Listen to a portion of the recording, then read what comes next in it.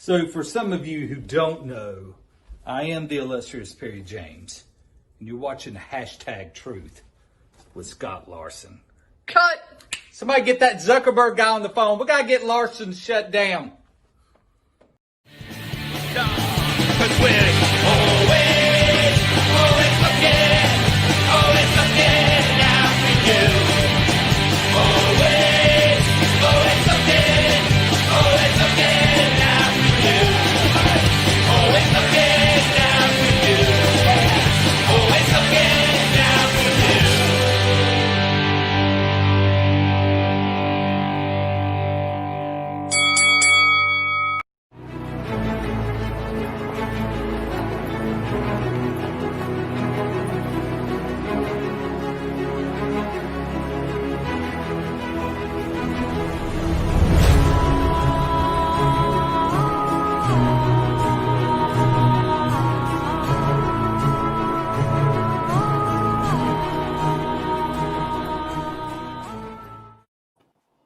Hello, everybody, and welcome to the next episode of Hashtag Truth.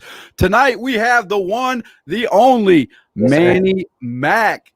Thank you so much. Thank you for having me, man. Dude, that intro is so epic. Like, who made that? I was sitting here like jamming the whole time. Like, okay, man, I like that. Yeah, I like it, man. Actually, that was done by Superjaw Productions, man. They have a pretty good production company over there. As a matter of fact, they run an indie supercard card game where all the indie wrestlers are on supercards. You actually play a game on the table, man. They're great people. But we're not here to discuss them. No. We're here to talk about XWW, man. Yes, Tell us about it. Wow. Okay, so XWW, man, we've been off and on, since I don't even want to say 2007, 2008.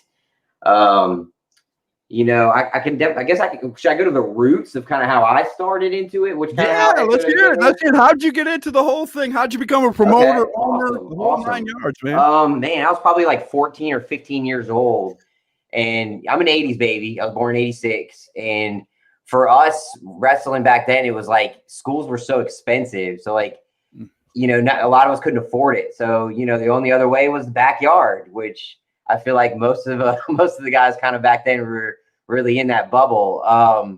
Lucky for me, at that time, my mom was actually really good friends with Italian Stallion. So nice. Our first ring was a real ring. So when we were training and kind of doing our own thing back then, we were we had an actual ring. We didn't have like a fake ring like a lot of guys did back then when we were younger. So it was kind of crazy getting like that fresh start, being young, but being in a professional ring. And, what we kind of worked out was Italian Stallion would come like every so often and throw us around the ring, on the weekends and stuff like that. So we kind of had some basic training from him. And at that time, man, we were running shows. We were running shows like every Sunday, and it was easy back then because, being in school, a lot of the kids from school would just come over. Right. We would draw 50, 100 people in my backyard on a Sunday. So, it was crazy being so young. We were like, man, this is something right here. Like, we should try to do something with it. I'm 15, 16. So I'm like, I don't really know. Okay, what do we do? Those are really back then. Oh, dude, 80s, early 90s, man. You set a boombox up, throw a CD in for your intro music, man. Right. Come out of a curtain. You were gold back then, man. Right. So we said, screw it. We did it. We rented our first gym. We ran into Mallet Creek Rec Center and ran our first show. And we actually had like 50, 60 people show up, paid to get in. And I'm 15, 16 years old. So I'm like, I'm a fish out of water. I don't know what I'm doing. I had a couple guys that wanted to get booked on the show, and they said, okay, I charge $50, $60. I'm just a kid. I'm like, okay, how many seats is that for us to be able to pay this guy? So I'm like doing the math because, back then I didn't have money like that. So I'm just hoping in a sense, like maybe we'll draw it and then, we'll pay him in the end. And of course, that sometimes doesn't always work out to your advantage. Man, when you're a 16-year-old kid walking around with a couple $100 in your back pocket from running a show in your backyard, man, you are king of your community right there. You know what I'm saying? So we honestly just kept going on and off from there. And I think 2012, 13, 14, 15 was like our biggest spell. Like we ran probably 2 or 3 times a month, we kind of ran between Charlotte, Indian Trail. We kind of stayed in that realm, mostly like the rec centers, armories. Kate Skating Rink was a big one that we ran in Indian Trail. Yeah, we ran there very often. But yeah, I think ultimately the biggest thing for a lot of us that were involved with it was we were always halfway in. We were never like all the way in with it. And I think that's kind of why it never really got to take off like the way it could have. And in a lot of ways, we had some traction. We had the train moving, but a lot of us had other things going on in life and things like that. And it slowed the train down or derailed the train in some instances. And I think sitting back after what happened in 2019 with the city, having to go through rezoning and a few things, getting our building in order, we were like, all right, let's take 2020 and just get everything that we need in order as far as like our marketing, our promo, advertising. Now, I noticed one thing, and we're going to get into you being a promoter and all the stuff that you had to go through. We're going to dedicate a whole segment to what happened with your zoning stuff and that. I so talked in depth about that. That was crazy. But I have a question for you, man. There's one thing that I did notice in doing some research about you for the show here is that you guys actually have your own website too, which is one step above a lot of promoters out there. You're not just on Facebook. You have your own domain. Right. I remember back then when we really were cooking, like when I was younger, it was MySpace. MySpace was like the big thing as long as your promotion had a MySpace page. I know, right? MySpace, bro. I see the gray hairs coming out. Throw music up there, dude. I love MySpace. Me too, man. Me too. But it was an awesome thing back then with wrestling. So from there, it just kind of progressed. I remember there was a stage where it was like Angel Fire, GeoCities, where you could like make your own website real easy. So when I was younger, I was in like 8th or 9th grade. I was like, man, I just taught myself coding. I taught myself HTML because I was like, that was something I know we needed. We always needed a website. And my thing was like, I think it's probably the best thing I ever learned from watching Paul Heyman when I was younger was, accentuate on the positive, hide the negatives, make us look bigger than what we really are, as far as production, the website, those few things that make you seem a little bit more professional than everybody else. Right. Well, I actually went on the website and I'm looking and all of a sudden I see on the top on one of your things you could click on, it was like, watch us. And I was like, okay, that's interesting. So I click on it. And of course the key comes up that says, watch us. There's nothing loaded yet, but right. Dude, that's just awesome that you have that. So now people can go in there and if you load a show up there, so watch it right there. Yeah. So WWE Network, I think was my essential like idea once I like, man, it would be awesome if they just had like a central location for all the content for, for our fans in that sense. And so I did so much research and then finally we just coded it on our own. So like what we kind of did was like in a Netflix style. So ultimately it'll have a lot of our older content on there, but eventually what it'll be is a subscription basis where all of our TV shows that air, you'll be able to have access to those. And then we'll have live pay-per-views actually on our network. So whatever device you have, you can tune in and watch our pay-per-views live right there. And that's kind of one thing we were trying to. I actually went on there. One of your things up there is roster. I was like, oh, this is going to be interesting. I click on that. And it's like a who's who now of indie wrestling, dude. I was like, man, you had some great wrestlers back in the day. It's funny. We always prided ourselves on like booking a lot of the guys that were up and coming or guys that you knew were going to like go somewhere one day. That was one of our big things with XW. It was almost like, we didn't mind being that place that people almost looked at as, oh man, those guys that you see there, they're going to go somewhere. We were okay not being the last step. As long as we were somewhere on that ladder, we didn't care as long as we existed. That's kind of how I looked at it in a sense, Right. Wow. Well, let me tell you, man, you've got a ton of people coming in here saying hi. I'm going to speed through these real quick or we'll be here for a half an hour. Alexander says, what's up? Steven Morales just wanted you to know he was on. He didn't say anything. He just, hey, I'm here. No doubt. Chad Scott. Oh my God, it's Jimmy Too Quick. Okay. Bobby Gardner said hello. Aftershock said hello. Good evening, guys. Dave Martin said he might actually watch this. Much respect to Manny Mac. Well, give a little respect to me, man. Hey. I know, right? It wouldn't be me without him, so. Right. Doc Payne says, what's up? Go over and check out Doc Payne's podcast too. He's got a really good podcast over there. Kyle Tellier, what's up, Manny? Braden Marshall. Smiley Feelgood said, hello, Scott, and nice to meet you, Manny Mac. I'm Smiley. I've seen Smiley's work. Definitely solid worker. Message me when you get a chance. Okay. Well, I don't know if he's telling you or me, but I'm gonna think he's telling me. Yeah, right. Thomas Scott said, "What's up, Manny?" What up, Thomas? Ben Wolf said, "Hello, Manny and Scott." Ringsiders from Nevada, welcome to the show. What's up? What's up? Joshua Tesner, hey, I told you, you got a ton of people on here, man. Everybody wants to say hi. I mean, I could do this all day. Right. Robert Chalk says MySpace needs to make a comeback. Oh, Bro, gosh. better words have never been said. The one thing I loved about MySpace, and I mentioned it a few minutes ago, was you could put your music, you could put a music list up, and I love that, dude. Because if I went on your Facebook page as a teenager and you didn't like a certain kind of music, or you listened to something that was just off the wall stupid, I wasn't your friend, man. I was like, okay, never mind. We'll move on. Was it like top 8 or top 10? Like, it was pretty serious back then. You're like, if you were on someone's top 8, you know what I mean? Like, oh gosh, you're my top 8 friends. Like, Heath Mulligan said promotions need to keep their websites updated. We're definitely going to talk about that. Yeah, true that. I agree with that. The Outlaw is here. What's up? Joshua Tesner says, have you booked anyone who went pro? That's a good question. Yeah, we've had a few that have come through our doors. You know, I think the biggest thing about Carolina Indies is especially a lot of those guys when they're like almost on their way at that door, when they're on their way up, it's like everyone tries to book them as much as they can. So it's like you see them in a lot of ways. So in a lot of ways, a lot of promotions can say, you know, hey, we had this guy in our promotion and he went to WWE, because, you know, there are a few times we booked Cedric Alexander. And, you know, I think one of the biggest ones for us, obviously, back then was Reed Flair. You know, Reed Flair was like a regular with us. And, you know, I don't think it would have got any bigger than him. You know, he had his whole tour in Japan, you know, for like, 2 years, a year and a half. So, you know, we've had quite a few guys that kind of had that stint of, you know, where we try to book them as much as we could. But, you know, I think a lot of promotions were kind of in that same mindset. Right. Max Carnage, the creepy one, said, what's up, guys? Robert Schock said, my bad, Scott. I was responding to Doc Payne. So you're not even watching us. You're talking to somebody else in my chat room, man. That tells me something, Robert. That tells me something, man. And Outlaw says, hashtag stab the ref. We know what that's all about. But all right, man. So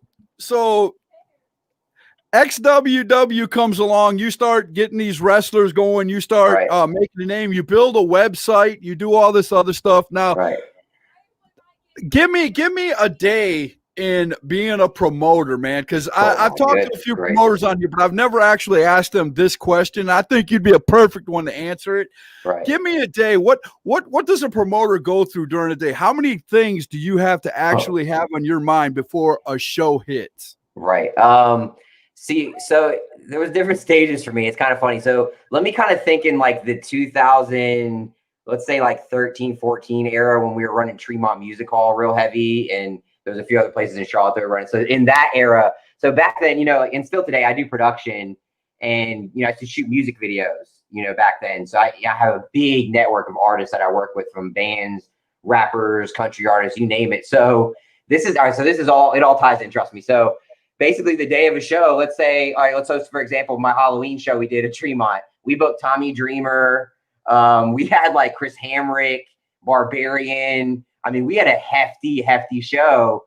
And all I knew back then was, okay, you know, I needed this much money for this show to even happen, no matter if anyone comes in or not. So back then I would literally do the math and be like, okay, I need to shoot 12 music videos the day before the show, so that when I show up the show day, I've got $1,500 in cash, $2,000 in cash, and I can start breaking everyone off. And then, because back then in my mindset, I always felt like, all right, a guy's really going to give you his best when the business is out of the way, when he's paid, and, you know, he's not sitting there worrying the whole show, oh my God, am I going to get paid? And he comes out and, you know, even if there's not a full house, it is a full house, still that mindset of, you know, gosh, so many weird promoters, crooked promoters that like, you have that mindset, oh gosh, am I going to make it? Am I going to make some money tonight? You know, am I going to go home empty-handed? And well, so that's one way that, and I've heard this from many workers out there, many wrestlers, that they'll ask for that envelope before the show. Now they don't even wait till the end of the show, because, you know, a lot of them will tell you right off the bat, you know, the days of hot dogs and handshakes are gone. If we made a deal, you know, pay me the money and I'll go out, like you said, and give you 100%.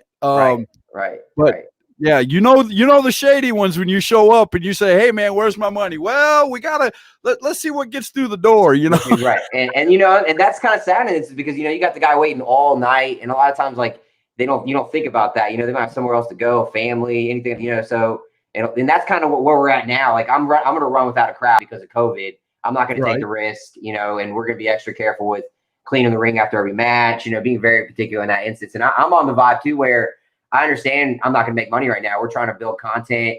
We're trying to build up our internet pay-per-view. So I'm paying my guys beforehand, knowing in the fact that we don't have a crowd, but I see the bigger picture with it. I see what can come from this consistency of content, of solid content, and at the same time, I think a better product. Because it's like we kind of half-assed it so long that now it's just like, all right, let's just go all the way in. If we go all the way in, put all the cards in, I don't see why we can't, be something in a couple of years. Right, without a doubt, man. Well, we're going to go to this quick commercial break from our sponsors, and then we're going to be right back with Manny Mac, man. Let's pay some bills. Let's pay some bills.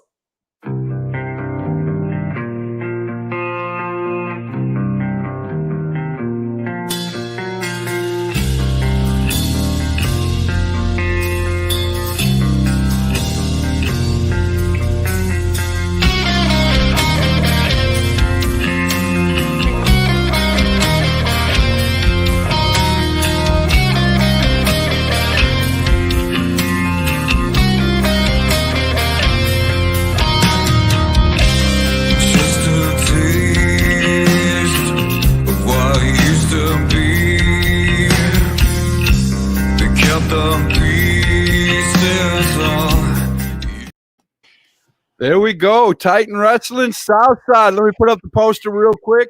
Titan Wrestling Southside presents Recharge this Friday night at the Center Arena, 634 Center Drive, Lincoln, North Carolina. There's a ton of great matches. Doors open at 6 p.m. Bell time is 7 p.m. It all ends with a great triple threat when you've got Elijah Proctor, you got Mr. Killjoy, and you got Blanco Loco, all going for the gold, man, right there at Recharge, Titan Wrestling Southside this Friday. All right, Manny Mac, man. Yes, sir. Man, I will say I like Titan a lot. They're definitely, I've seen them from their beginning. Kyle really, started everything, and that it's just insane how long they've come along now, man. That card right there looks insane. I'm super stoked for the matches. Right. Thomas Scott being the owner, Kyle being the booker, and doing all that. I know Thomas, but we haven't officially met. We've crossed paths, right? But Kyle and we speak so highly of each other that once I seen Titan, I really started following them from the get go, man. And I love what they got going on. Definitely solid promotion. Right, without a doubt. We have a great question from Heath Mulligan right off the bat. How long is their deal with Spectrum, and will some of their shows be on Fight TV? Right. Man, shout out my guy Tony at Spectrum TV. This was like 6 months in the making. It took, we have some sponsors coming up going into this year. Joe Moss Auto Group is one of them. They own Joe Moss Ford, Joe Moss Jeep, and Independence Mazda. We do some commercial work for them, so they actually got a little sponsorship thing going on with us. So that was a big key player into how we got the TV deal. But what it is actually, it's going to be every other Friday night. We air it at midnight, and it'll be for the entire year starting March 5th. So XWW actually, we own that slot for the next year. And then, which I'm excited about, is our on-demand Extreme TV, which we're going to be launching here in the next month. And what that is it'll give you basically an all access to XWW content, our TV episodes in case you don't have Spectrum. We're actually gonna have some internet shows as well on there, like just some live shows we're gonna do randomly.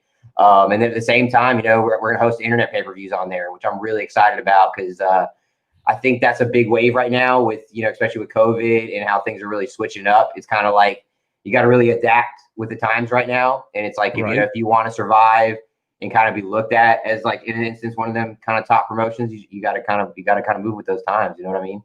Without a doubt. Now, is this going to be like a package thing where you buy, like a monthly subscription or something like that? Explain to the people out there, the fans out there that are really interested in listening to what you have to say. Explain to them how they can get this when it does launch. Well, it's a great question, actually. So yeah, actually we're going to have, it'll be $4.99 a month basically, and you'll get access to all of our TV shows, exclusive content. We've got some XOW divas that are debuting soon, and there'll actually be some backstage exclusive content that only fans will have access to. We're really bringing things back to like that late 80s, early 90s era. We've got a lot of strong characters, valets, not just women wrestlers, managers. I think the big story of wrestling for me, growing up as a kid was just a bigger than life type soap opera, for a man. You're sitting there and you're just like, gosh, it's just filled with fantasy and drama and everything you would want, sex, right? Like, That's one of the big plugs here on hashtag truth. Give us something to invest in. And they did back. I mean, they had some characters that were crazy and, that come to mind, but you're right. They told a big story. It was like watching a 30-minute fantasy show on TV or an hour fantasy show on TV. And there were good guys, bad guys. There were, people, instigating and things like that. It was all wrapped up in one. And then they had their own commercials. That their promos were their own commercials. That's right. So, yeah, I think that's a big thing that's missing. And I think a lot of that is just promotions. Promotions they're not really investing in their own product in a lot of those ways. And they're just kind of still doing the same old thing. There's a few out there, I won't lie, that I see are definitely moving with the times. There's a lot of promotions that have YouTube shows and things very consistent. So I love the way the Carolinas have progressed because, back then when I was younger, there was only a few running and there definitely was nothing like it is today for sure. Well, one of the big things that I've always said as a fan, man, you've got the internet out there. You've got a TV station out there. Even if you only use social media like Twitch, Facebook, YouTube, you've got your own TV channel. You can create your own TV. You don't need to go big. If you get a couple thousand people watching you in your area, that's going to be huge. That's right. And I think that's been the biggest thing for me is like, so I own a digital marketing company. So I do a lot of promotion and marketing for car dealerships. I have 7 dealerships right now that I work with, throughout the North and South Carolina. So working with big brands like Chevy and GMC and learning how to really run ads through Facebook and Instagram, it kind of almost gave me a leg up in a lot of ways, just marketing as a whole. So now being able to kind of do that with our wrestling, it's almost taken a leg of its own. Like we had maybe, I'll say 4 months ago, 7,000 or 8,000 page likes. We're about to hit 16,000 by the morning. By tomorrow morning, we'll have 16,000 page likes. So just like that growth alone, and we haven't ran a show. That's what's so crazy is we haven't ran a show. So I know that once I finally give that content that I can flood out there, it's just going to go to the masses. Because the difference with me is if I post 10 posts on my page, I'm boosting 10 posts. I'm not just putting up 10 posts. I want it to be seen. I want to, Facebook makes it a lot harder for people to, they don't understand that, where they just think, oh, if you have a fan page, you have 3,000 page likes, it's going to be seen by that many people. No, you have to work to get likes, man. I'm involved in over 100 wrestling groups. When hashtag gets done recording, I don't just shut it down and go in the other room, man. I am pumping this out to 100 wrestling groups so that way it can be seen, man. That's the only way your numbers are going to get up. You have to self-promote. And what makes it great is, and you can say this too, that, you go out there and you get those sponsorships by going out there and, show them your poster, showing them your product. But it's even better when they start contacting you. Well, hey, I started seeing your show and I'm seeing you got a lot of people watching. Hey, I'd like to be a part of that. And it makes you feel good because all your hard work, comes to fruition. That's right. That's right. And, I think that's been the biggest thing for us was like, all right, when we come back, we want to come back just with like a bam, like let's just hit it all the way hard with, so that's why behind the scenes, I was working real hard with just getting the TV thing ready. And then the biggest thing is, definitely shout out to Michael, the CEO of Fight TV. Me and him, man, we have been, I've probably been the biggest headache to this man because I probably send like 20 emails in a day, like just always asking like, all right, how's everything updated? Because it's a process to get through them, to really get it going. And once you get that contract with them, that, you pretty much have it for the year. And that's what we did. So we did a year contract with them. And so as many pay-per-views as we want, we can host on there. We're going to do obviously our bigger ones that we're thinking about doing on there, but we just know that the reach that they have, being in 30 countries and then, possibly our banner being right next to Impact, a lot of those big promote New Japan that are doing shows on Fight, just that's kind of what we're looking at. We're looking for exposure right now. Massive exposure. Right. So here's my question. What do you have a show already planned here in the near future? Yeah, so February 28th is actually our first TV taping, where we'll be taping for our March 5th episode that airs on Spectrum TV. So obviously with no crowd, it'll be just a production sense. So, you'll be able to tune in, that day to see some stuff live, from behind the scenes, stuff like that. But for the most part, the way you'll catch us is Spectrum. And then after that, it'll be available on our on-demand, which actually will be out next month, extremetvonline.com. And then it's actually linked on our website as well, extremeworldwrestling.com. We kind of try to make everything all under one umbrella. But yeah, our on-demand thing, man, it's going to be really cool. I'm really excited about it.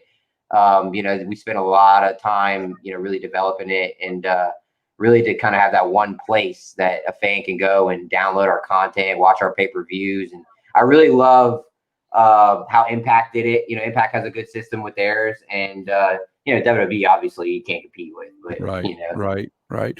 But actually, I was about to say this, that a lot of companies that are doing this promoting on Facebook and social media, they're kind of doing like the vignettes. As you can see, I'm throwing some up there. I mean, people are doing vignettes of their shows. People are doing, so it all comes back to that, you're emulating WWE, but yet that's proven to people that you're working hard to get there. That's right.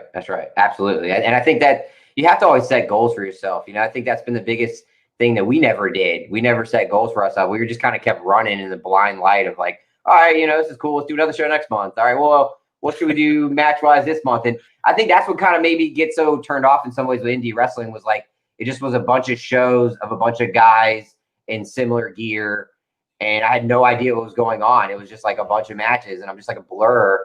So it kind of turned me off in some ways. Now it's kind of switched up. You see a lot of guys really trying to pull their characters out. And that's the one thing I love. I think that's what draws you in. You really, wrestling is a part of it, of course, but that's only one piece of it. Like I want to hear the guy's character. I want to hear him yelling at the crowd or getting the crowd behind him. I want to feel like I'm a part of this guy. More than just a guy. And people who, and I'm not saying if you come out in wrestling tights and things like that you're plain and ordinary. No, but the ones that come out that build a character, a type character, and they actually work on it, and they get the crowd involved, whether you're heel or whether, we have a ton of monsters out there. There's a ton of wrestling monsters out there, but there's only a few that really catch people's eye because they're doing it great. They're doing great, promos with their character.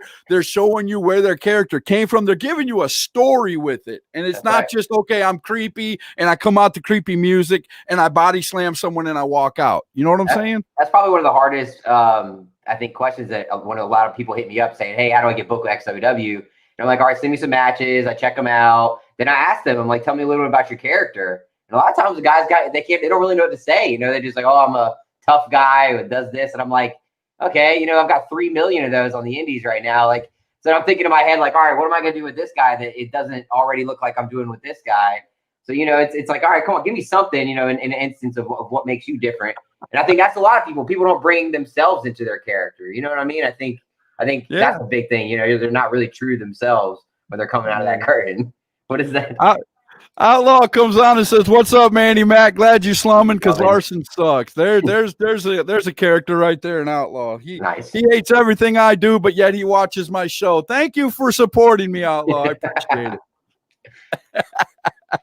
Without a doubt. So we're going to take another quick break for our sponsors, and then we're going to come back with Manny Mac, and we're going to talk to him about the day that he went in front of the city council and everything that happened. This is going to be that.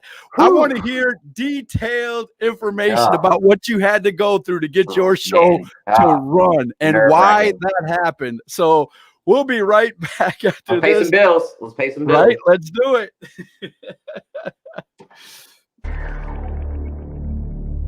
The unleashing of a force beyond your imagination. The awakening of Excalibur.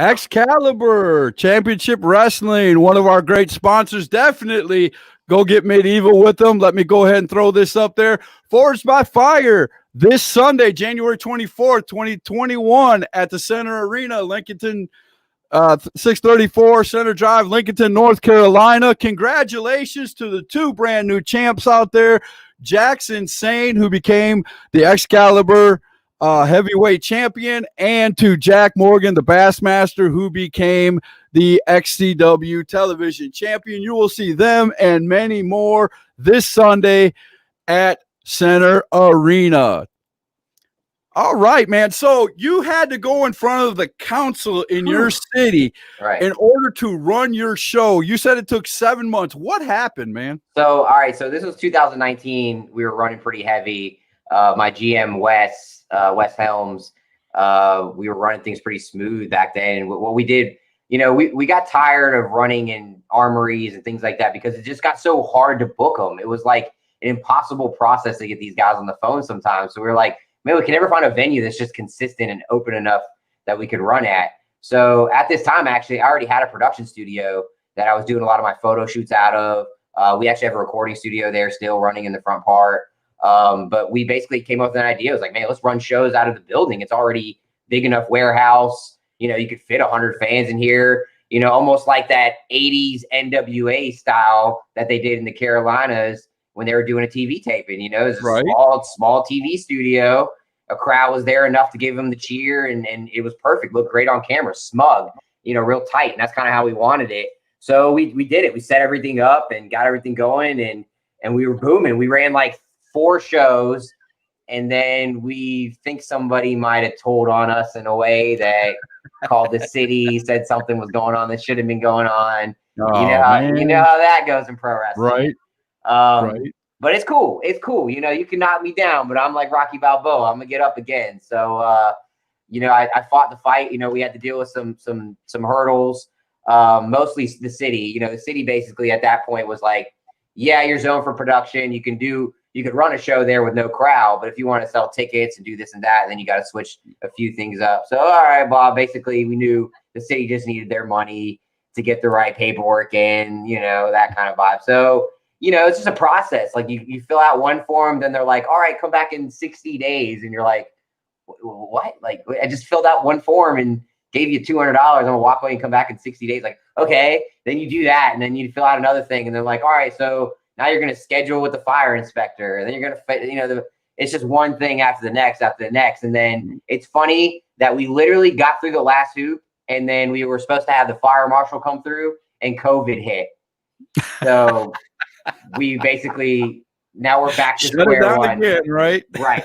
So now I got to repay some of the things and then get the fire marshal to come back out. But it's okay because with COVID right now, we're not going to even risk it. We don't want to risk it in any instance with fans and stuff like that. So we're just going full production vibe right now. I have got to go back here because there's a certain gentleman in here and his name is Dave Martin. He said, much respect, Manny Mac. I just can't handle watching. Nice. And then a few minutes later, he said, I'll let you say that first word if you want. And then he said, I should start a podcast. So apparently he's a hater of me, but that's okay. I've got many of those. I'm a big boy. I can do this, Right. And there's always the, scroll and don't watch if you don't like it, man. I'm just telling you. As long as he keeps talking about your show, then at least it's working because that's the best marketing. That's right. Bad publicity is still publicity if you want to throw it out there, brother. I appreciate it. That's 100%. But no, just going back to the whole venue thing, I think that's been our biggest issue in XOW. And it's funny that this is before Brian Kanabrowski owned PWX. This was Tyshawn Williams. And basically back then there was only like 5 or 6 venues you could really run in Charlotte. So we took Tremont, and Tremont was like our staple. And basically he came in right after us, ran the show, had bad business, didn't pay like he should have, and screwed up that relationship. And it was like an endless cycle that we were battling. And that's why a lot of people didn't understand the real drama with how myself and PWX really were butting heads back then. It was really over venues. It was because we had like a good thing going, and then they would come in and screw it up and do bad business or or run a bad show and just kind of leave the place hanging. And then it kind of left a bad taste in a lot of mouths. You know what I mean? So it doesn't take long for a venue to be like, screw this, I'm out. And I think that's started happening in a lot of ways around Charlotte. And shout out to Brian Kennebrowski. I will say that when he took over, he tried to go back and pay a lot of the venues, like, hey, I'm sorry, let's pay back what he was owed. And a lot of places were just like, no, we're done with wrestling. And, that's why it became such a hard thing in the Carolinas for places to run. There were not a lot of venues. Right. It was like we were stuck with the armories, and those are so tough sometimes to deal with because they're either not running or they're not there or they got something. Well, you got to do everything the military and on the military time. So I can understand that. So that's it. So we were like, screw it. Let's just do our own building, our own venue, old school style. And I think a lot of places are starting to do that now. That's been a big thing on the indies, is just kind of find a home place and work out of there and produce content and just try to ride this wave out until we know, things will open back up. The wave will open back up, Right, without a doubt. Now, see, that goes back to the question I asked you during our last segment about being a promoter and an owner. Fans don't realize how much you have to put up with. And I mean that in a good way, because if you weren't having fun, if you didn't enjoy what you were doing, you wouldn't be doing it. Right. Oh, yeah. So let's go back to that. I'm sorry, I meant to cut you off, but the day in the life. So, okay, boom. Let's say I made enough money that day, the day before shooting all the videos, and then I go into that day. Boom. So the first thing I'm doing is I'm on the phone, like probably 4 or 5 hours out of that whole morning, making sure everybody's on time, flights, hotels are straight. We're getting everything in motion. And then immediately, boom, we're on our way to the venue. And typically at that point is where we kind of have stuff delegated. Luckily, XWWs were very much small, tight family that some guys know they just set up the ring. Some guys know they set up the entrance.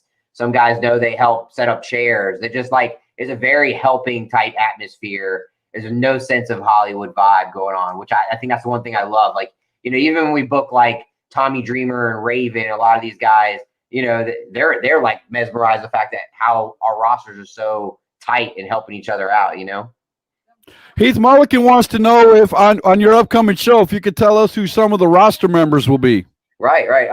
So one thing about XWW is we have some originals. We have some guys that they don't particularly wrestle in a lot of other places. So we kind of center a lot around them. And in that instance, it kind of helps us be able to create storylines and, consistent promos, consistent matches, things like that.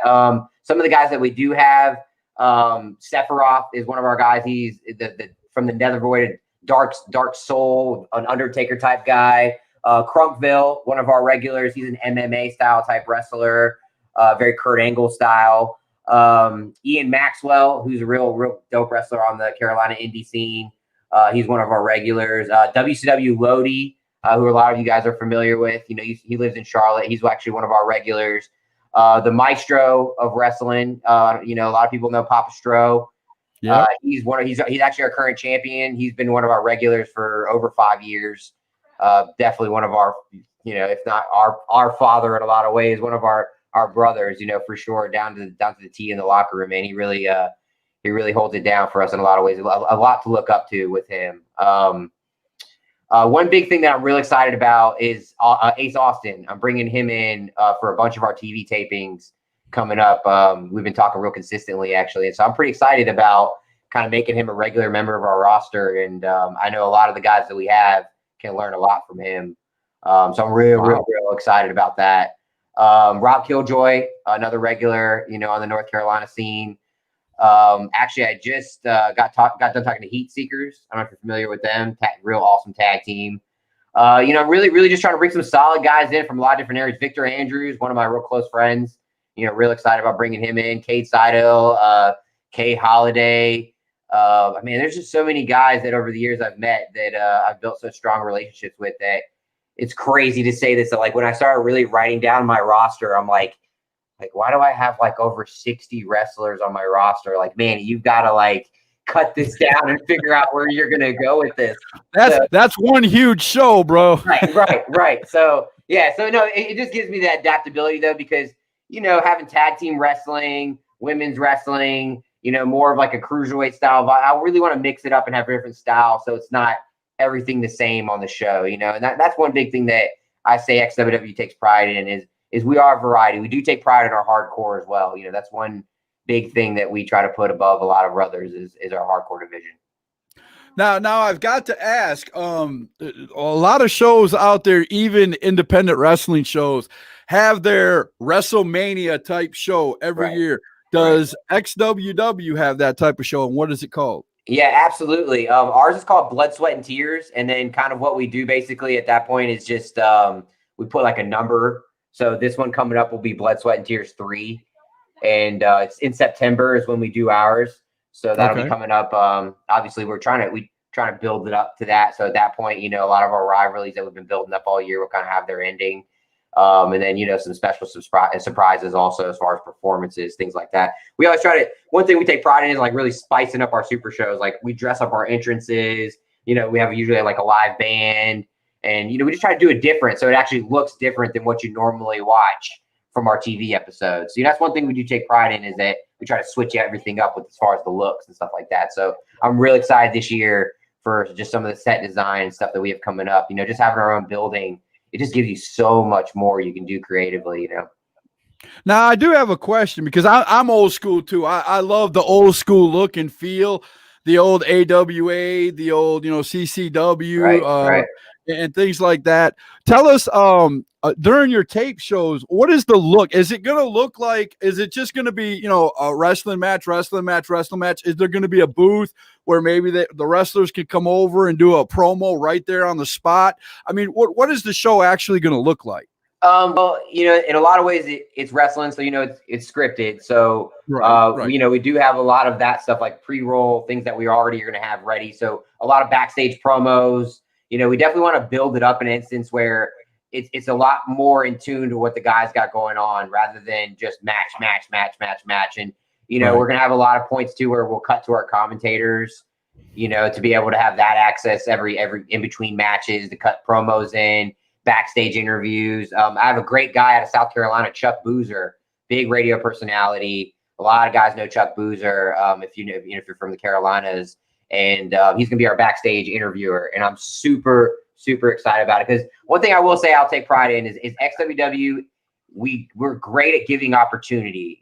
So one thing I take pride in is obviously my marketing. So what I'm gonna do, I'm gonna get as many eyes as I can on you, as many ears as I can on you. So all I'm going to do in the long run is open up more doors for you. So in hopes that you go on, if you don't want to go to WWE, you go somewhere else, and I'm going to use a great example is Corky Franks was our ring announcer, and he started with us and grinded with us. There was a point where we didn't have a wireless mic. We had only the mic that the cord could only reach so far. He went out and bought a wireless mic because he knew it would not only make us better, but him better. The man, he does Ring of Honor now. He does Monster Jam. Where he's gone over the years is just insane. And so I look at XWW like that. We're like a great stepping stone in a lot of ways for a lot of people to go to bigger and better places down the road. And in a lot of ways, that is because of the massive exposure we try to create for everybody. Right, without a doubt. Well, we're going to hit one more commercial break real quick, like you said. Pay them bills. And then we're going to come back and we're going to talk a little bit about the XWW family, because I'm pretty sure Manny Mac doesn't do all this stuff by himself. Yeah, most, but yeah, you'd be surprised. Okay, well, let's talk about that then. Yeah, we'll be right back after this word from L&L Fence Company. Pay some bills. L&L Fence Company, specializing in custom fencing from wood and aluminum to chain link. 9331 Albemarle Road in Charlotte, North Carolina. Give them a call today for your free estimate. 704-563-9544. L&L Fence Company, the king in custom fencing. There you go. Right. So, like I said, man, I mean, XWW is getting out there. You're doing a lot of great things on the internet. You were speaking before about, when people come in, they know their roles in XWW. Right. Tell us who else works with you there at XWW to get everything going the way you plan. Right. Well, our GM, Wes Helms, he does a lot on show days as far as, making sure concessions are in order. A lot of the guys are comfortable backstage, needing whatever they need. So I will say that we have a great staff in that vibe. And a lot of our wrestlers, man, I don't want to give too much away, but we have that strong ECW style where you'd be surprised what somebody else was doing before they came out and had their match, or what they're doing as soon as they get to the back and take their gear off. they go right into another role because, like my inner core, we believe such strongly in the product that, we put ourselves above it, so there's the good amount of us that still wrestle for free and, show up hours at end because we believe in the product as a whole and see the future of XWW rather than just ourselves. Right.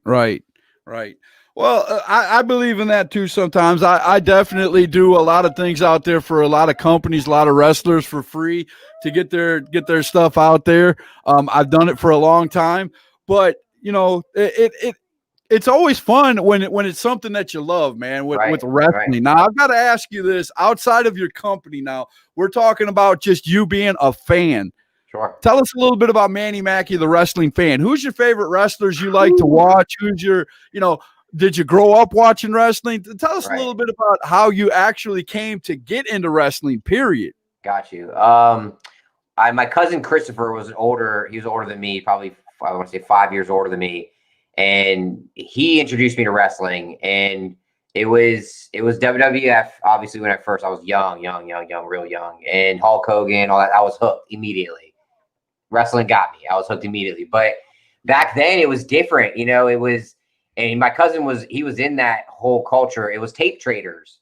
So if you wanted to see something, a lot of guys were trading tapes back and forth, and you were lucky if you had a VCR back then, things like that, in the real early days when I was watching. And kids who had parents who could record the pay-per-views, and you'd go out and you'd trade tapes with everybody so you could keep up with it, right? Right. So my cousin, he'd show up at my house and have a bag of tapes. I'd be like, oh God, what are we watching today? And I think what really got me was when I first saw ECW, when it was on like the early 90s. It was like grungy, because he was getting tapes from his friend in New York. Because that was really all you could catch was New York, Philly, and that whole area, Jersey. Right.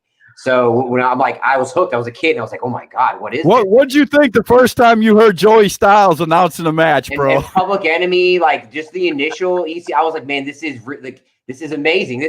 Honestly, I think what really hooked me was the fact that like it almost made you feel like this. It's so real to life because it's not big. It doesn't have that WWE feel. So it almost felt more real to me as a kid. It was more like the crowd was on top of them, and you were part of the crowd, even though you were watching it on tape or on TV or whatever. Right. You felt like you were right there. And Terry Funk scared the shit out of me when I was a kid. Just the pure violence that man would just go into, and I'm like, man, this guy just go one thing. And then from there, obviously growing up, if you saw the stuff with him and Mick Foley in Japan, I mean, just the insanity back then. And I think, honestly, I grew up in the golden era because I got to experience the end of Crockett. I got to experience it where it transitioned. And those years when it became WCW, when they had the Crockett roster, was amazing because they had the money, but they had the roster. But the problem was they had the people running the damn shit weren't doing the right thing. So luckily I got to experience that into the Attitude Era, into the Monday Night Wars,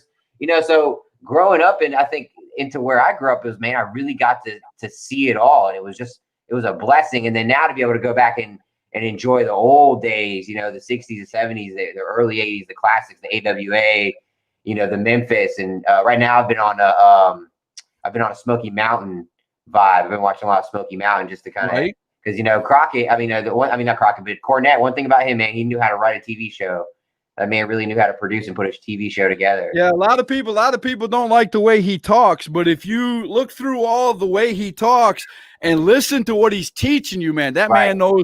That man's probably forgotten more about wrestling than we'll ever know. He's just old school. It's just what it is, but definitely a brain in the business for sure. But yeah, I look at a lot of old school shows like that and go back and just try to, okay, let me rework my show, work my guys in an instance like this, just because, that's what I grew up in. And I feel like that's where wrestling should go back to. I think wrestling needs that again, and I think it's kind of going through that right now in the indies. It's almost, I feel like the indies are starting to get a little stronger than they really were before. And a lot of good groups now. And I think ultimately, once this COVID stuff opens up, man, I think indie wrestling is going to blow up. Right. Without a doubt, man. That is one thing that I definitely, there's a huge difference between going, I went to a WWE show and I went to an indie show, and WWE show it's fun to go to. Right. I mean, it's expensive. It is fun to go to if you go there and you're a fan. If you go there to be a fan, it's fun.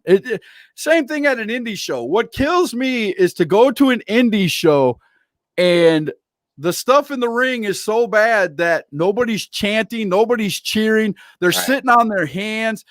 That's the kind of shows that just drive me nuts when, again, it comes back to give us something to invest in, and the fans would. And I see of all the things that I've watched with XWW, you guys are definitely putting storylines into it. You're definitely getting the fans involved. They want to come back. You're getting great talent to come on your show, and you're building talent on top of it, which is a good thing. Like you said, you have a core roster, and then you bring in the bigger names, which I think is really cool. I think a big thing. I think a big problem that a lot of instances I see on these indie shows is they're just the matches are too long. And I tell it when I used to I used to record a lot of artists doing music, and I'd say, look, nobody knows who you are, so you want to hit them hard, hit them fast, and hit them quick, and let them come back for more. So.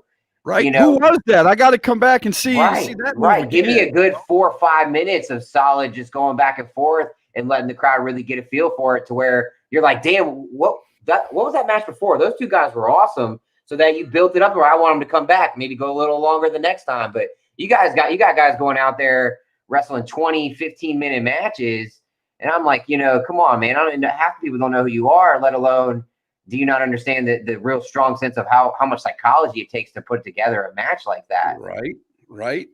Without a doubt. We're going to take one more quick commercial break, and then we're going to come back, and we're going to find everything there is to know about XWW, where to find them, all the information on Manny Mac and his many places to find him on the web. So we'll be right back after this quick message from Retro Toys and Collectibles. This is 4 Foot Batman. And 4 Foot Batman knows the home of great collectibles at awesome prices. Retro Toys and Collectibles, movie memorabilia, Magic the Gathering cards, wrestling figures, Hot Wheels, the always popular Funko Pops, and much, much more. He knows the Hall of Collectibles is located in downtown Cherryville, North Carolina, at 400 East Main Street. Give them a call today, 980-989-5181. Retro Toys and Collectibles, the heavyweight champion in collecting. All right, there we go. So, man, I'm telling you, this was a great interview. I appreciate you coming, Manny, and telling us about the day in the life and everything that's going on with XWW. Right. But in the next few minutes, what I want you to do is tell everybody where we can find XWW, if they want to come see it live, if they can. Right. If not, where can they find it on the internet? When is it going to happen? And who's coming? Just the floor is yours for the next couple of minutes, man. I got you. First and foremost, I definitely want to just, because I definitely should have started the show with it, but I do want to say, RIP to Colt 45, our hardcore champion. He was a big part of XWW, and, I don't want to ever, feel like I left him out in any instance. We are having a Memorial Cup for him coming up at the end of April, which I'll have some more information, coming up on that soon. But I definitely want to say, big shouts out to his family. They're in our thoughts and our prayers, and we've got a lot that we're doing to keep his honor and legacy alive in XWW. But obviously that's just one thing I want to say. But a big thing for us coming up is Spectrum TV will be airing every other Friday night starting March 5th. You can catch us at 12 midnight. Here, let me pull up the station list. It's channels 9, 19, 15, 190, 191, 192. So we're doing all counties. So pretty much anywhere in the Carolinas, you can definitely check us out pretty much for the full instance. And that'll be airing every other week. So it'll be 2 episodes a month you'll be able to catch us. And then at the end of every month, you'll be able to catch our internet pay-per-view, which will either be live on Fight TV or our on-demand platform, extremetvonline.com. Super excited. We've got a lot coming up, a lot in store. Legends, Ricky Morton, his son, Heat Seekers, Hardcore Division with Terry Houston, Raven Havoc, Impact Wrestler Ace Austin. One big special treat, which I have not said to anything, is I'm breaking it right here on your show. So hopefully they're ready. We're bringing in Michael Elgin coming up in April and May, which I'm super excited about. Nice. International superstar. Really excited about just having a lot of big guys coming in and make our guys work that much harder. So get ready to see a lot of the Carolinas, a lot of the up and coming guys that you might not see in other places, and you might see in some places, you know, the same places you see everywhere else. But biggest thing for us that we always take pride in is innovation and violence.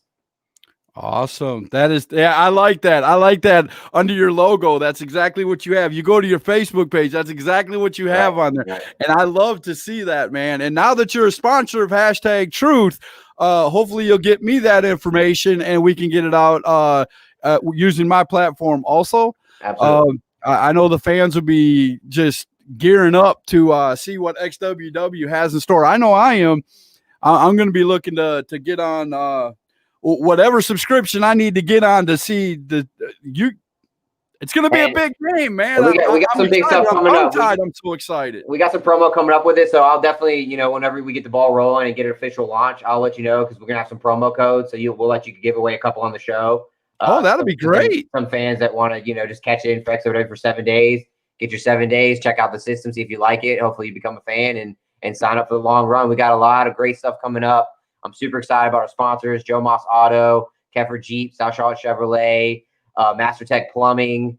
Man, it's just the stuff that we have coming up this year. I can't even fit into one interview. That's what's so exciting about it. Right. It's brought the kid in me again. I got the goosebumps. You know, when you're a kid and they say, you got the itch, you got the wrestling itch. Right. I've got it, and it's dangerous. It's dangerous. It is. I'm telling you, all you promoters dangerous out there that feel like you want to be a rival, it's coming, baby. It's coming.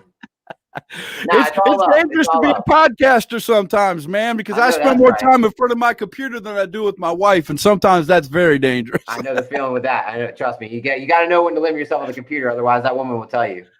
Right. Without a doubt. So before we go, we've got a few minutes left, and I promised I would touch on this.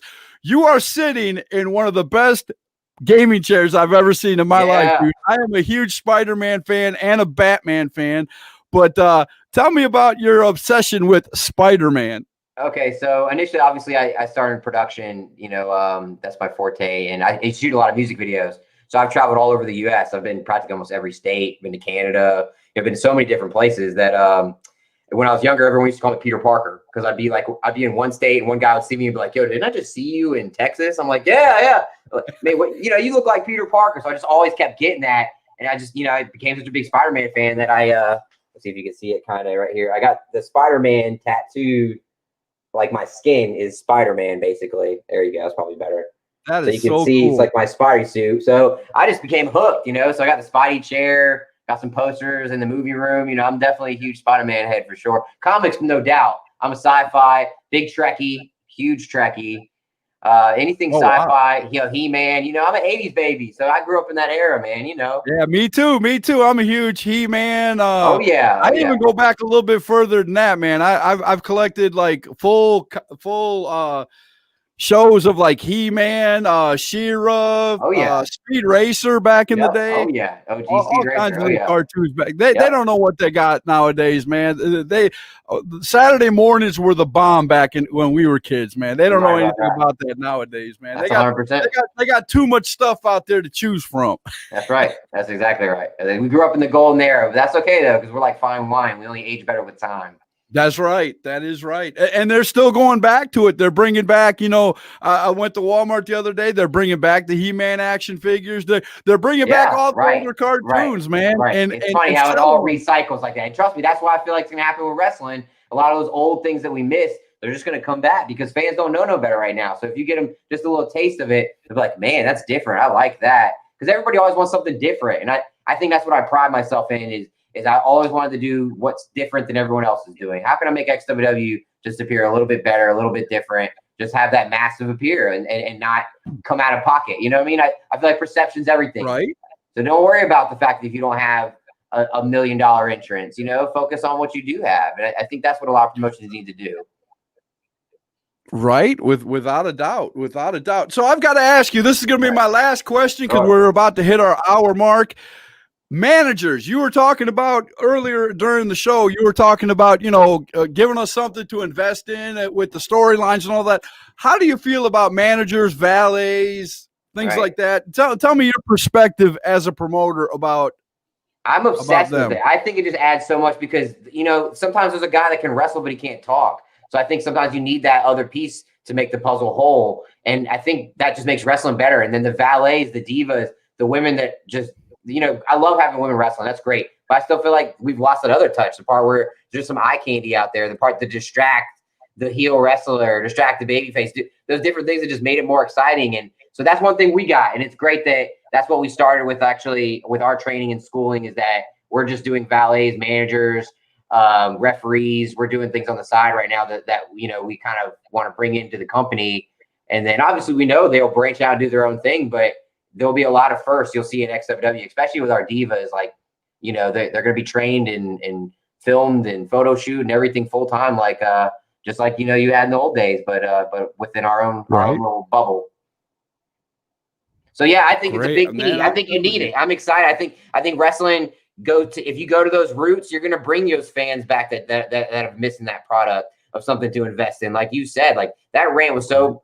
When I tuned in, I was like, man, this is so great. Somebody's been needing to say this for months, and it's just sickening because it's like people don't get it. It's in one ear out the other. Right. I'm begging for it from every promotion, man. I love every wrestler that does their best, every promotion that tries to put it out there. But, you know, I'm just waiting for that one promotion to rise up, and I'm going to end this episode like this, man. XWW is doing their part to rise above the rest. There's no doubt about it. Manny Mac has got his game on. Who's going to be the next one to come up there and challenge XWW, PWX, and the big games that are out there? You better get your A game on, because they're definitely going to do it. I'm telling you, you better get on board. That's right. The train's moving now. I ain't stopping this. This son of a bitch ain't stopping. So get on board. And if you ain't on board with the hashtag truth, then you got something wrong with you. You see the little sponsor thing. If you're a real promotion, get your off your ass and email this man, because it's people like him that are going to keep the indies around. We need more people like him that are interviewing and giving more outlook and more reach for fans, and let people know we exist. So, you know, keep sharing, keep doing your thing, because if not, you ain't helping nobody but your damn self. There you go, man. He said I can't add to that, man. We'll see you guys tomorrow night on hashtag truth. Love you.